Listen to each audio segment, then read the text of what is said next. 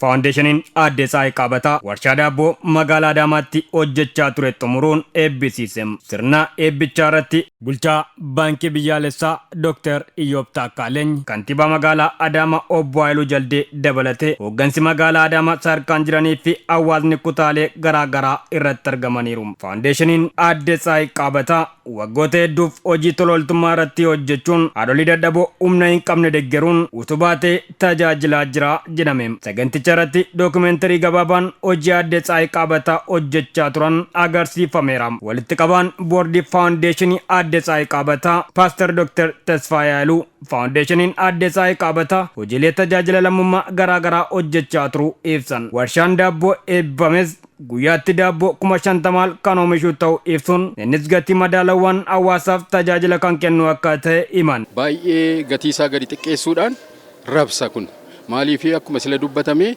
kaayyoon Foundationii kana harka xiqqeessa ta'ee isaaniin gargaaruudha. Haamlee isaaniis immoo ol kaasuu waan ta'eef ishee irraa hafte immoo yoo argamte Foundationii gar biraatti darbanii hojjechuudha. Kantiibaan bulchiinsa magaalaa Adaamaa Obbo Haayiluu Jaldee seenaan Foundationichaa kan inni ibsu namni wal gargaaree rakkoo keessaa akka bahu kan nama hubachiisu akka ta'e ibsan. Warshaan Foundationii Aadde Tsahaayi Qaabataan hojjetame kunis rakkoolee magaalichi qabu akka furuuf agarsiistuu ta'uu dubbatan. Warshaa kanaan waan lama irraa barannaa jechuudha. Inni tokko namni wal gargaare rakkoo keessaa bahuu akka danda'u irraa barannaa jechuudha. Qabeenya adda osoo hin taane Foundationiidhaan asii achi walitti qabanii maatiin isaanii waan qaban irraa warshaa akkana fakkaatu yoo dhaaban maatiin akkasii hin jiru laataa, namoonni akkasii hin jiranii laataa, namoonni dhala isaanii gocha darbe yaadataa garuu immoo lafarratti waan har'a hojjechuu danda'an hedduun jiraachuu malu. Kanarraa barnoota guddaa barannaa jechuudha uummanni keenya. Karaa biraatiin immoo rakkoo akka magaalatti qabnus hanqina daabboo qabna. Warshaa isa jalqabaa natti fakkaata magaalicha keessatti harkaa kanatti kan ijaarame. Rakkoo magaalichi qabdus fura. Rakkoodhaa olitti immoo namoonni akkana ija akka banatanis carraa guddaa uuma waan ta'eef waan guddaa kan nu barsiisanidha jechuudha. Abbootiin qabeenyaa kana fakkeenya godhachuun hojii gaarii akkasii kanatti ufsiisuu akka qaban ergaa dabarsuun kana caalaatti Foundationicha akka babal'atuuf akka magaalaa Adaamaatti cinanii dhaabbannaa jedhan. Nus akka magaalaatti Foundationii kana cinaa dhaabbannee kaayyoo guddaa qaba.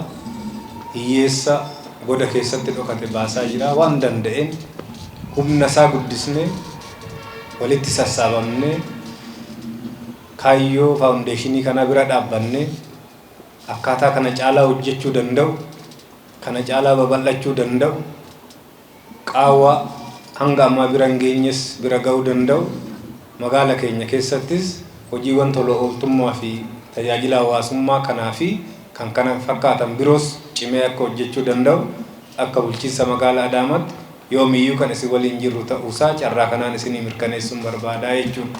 Bulchaan baankii biyyaalessaa Dr. Iyyoob Taakkaaleeny Foundationiin kun jiruu bu'aa guddaa buusu hojjechaa jiraachuu himan. Keessattuu namoota dadhaboo bira dhaabbachuun dadhabaan akka jabaatee hojjetuuf kan kakaasaa ture akka ta'e ibsan. Foundationiin Tsahaayi Qaabataa jiruu bu'aa guddaa qabu hojjechaa jira.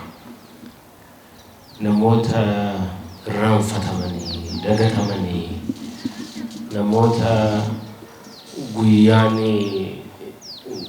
itti dukkanaa'e karaan jalaa bade rakkina isaanii argee gargaaruu irratti xiyyeeffatee kan hojjetu akkuma sila dhageessanii Foundationiin kun namoonni akka of gargaaruu danda'aniif gargaara. Akkuma beektan akka mootummaatti xiyyeeffannaan guddaa nuun qabnu hundumtu namoonni gargaarsa keessaa ba'anii akka of danda'an gochuudha. Galtee mootummaan qabatee jiru kan itti ufsiisu akka ta'es dubbatan. Hawaasa magaalaa Adaamaaf rakkoolee dhiyeessii furuu fi namoonni akka of danda'an kan taasisu akka ta'es dubbatan. Foundationiin kunis kallattiima mootummaan kaa'e kana wajjin kan ol dubbisu jiruu guddaadha kan hojjechaa jiru. Waa'een fabrikaa kanaa yaadis akkamitti ka'e jettanii yeroo tokko bolowwan laman amma guddee jiru faawundeeshinii kana akkuma sila kantiibaan keenya waamaa ture gargaaruu baay'eedha jiratu haasofnu faawundeeshiniin kun kallattii akkasii qabannaani takka gargaaruurraa akka inni jiruu guddaa hojjetee jiruu hawaasummaas hojjetee immoo gatii ittaanuu danda'u sustainable ta'e. Hawaasni dubbisnes warshichi rakkoolee gama dhiyeessii daabboon jiru furuuf galtee guddaa isaaniif akka ta'e dubbatan. Rakkataan hin gargaarama jedhee yaada. Rakkataan itti gargaarama jedhee yaada. Kan maanan keessa koos kan jiru yeroodhuma iddoon kun qorqorame iyyuu baay'een gammadee ammas immoo fuula duratti nan gammada jedhee yaada. Hanqinni daabboo Adaamaa keessatti bal'inaan waan jiruuf hanqina kana furuu keessatti gahee guddaa taphata jechaadha.